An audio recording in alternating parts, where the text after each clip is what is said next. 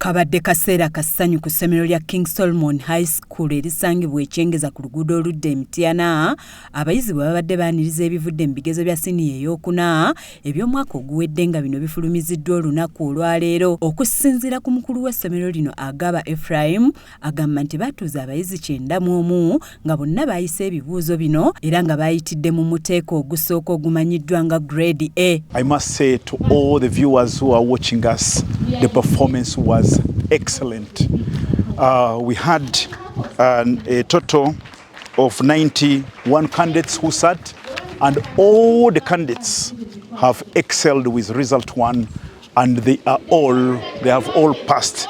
And of these, we have some outstanding ones who had A's and B's. Ono yeebazizza abazadde olw'omulimu gwe bakoze ogw'okuwagira essomero lino era n'abasaba okubongera abaana kuba kati bakikakasizza nti ddala bye bakola babitegeera. I would like to thank our directors, Pastor Solomon Mwesige and Doreen Mosige, for the support that they have rendered to us. We cannot forget our dear parents. Thank you for supporting us. And we would like to ask you to continue supporting us and continue entrusting us with your children. Ye omutandisi w'essomero lino Professor Solomon Mwesige alaze essanyu olw'engeri abayizi gye bakozeemu ebibuuzo bino ng'asabye abazadde okubongera abaana era ne yeebaza Katonda olw'ebyo ebituukiddwako. Twebaza Mukama. Results ezizze twatuuza abaana 92. Omwana omu yali absent teyakola bibuuzo. Ne tufuna abaana 91 bonna ne bafuna results ziri mu categories 1, 2, 3, 4, 7 and 9. Bonna bayitidde mu 1. Ono asiimye mukyala we era nga bwe batandika essomero lino Bishop Doreen Mwesige kw'ossa abasomesa abakoze obutaweera okulaba nga batuuka ku kkula lino. Ngenda kwebaza ba directors ndi omu ku bo naye mukyala wange akoze kinene mu masomero akutuka nnyo. Doreen webali, congratulations. Abakulembeze, ba head teacher, abadosi baani bonna, academic staff, supporting staff, mwena abakoze.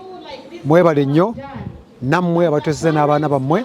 Thank you so much. Ye omusumba Doreen Mwesige wakati mu ssanyu yeebazizza abasomesa olw'eddimu lye bakoze n'asoomooza abali mu bibiina eby'akamalirizo nabo okukola ennyo basobole okutuuka ku buwanguzi nga bannaabwe bwe batuuseeko. Actually, we can say that this is the doing of the Lord and it is marvelous in his ways. Praise the name of the Lord. Amen.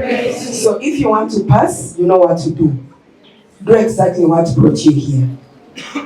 Yes, you have come to study, do that.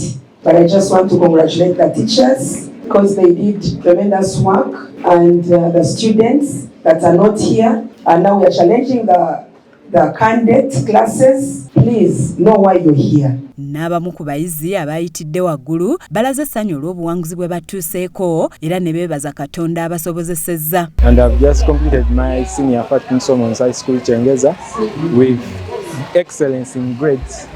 What I expected is what I got, and indeed the teachers of the school have not failed me. I just want to thank my parents, the teachers that have taught me, my friends that have helped me throughout. I want to thank God for these results because they have been so excellent.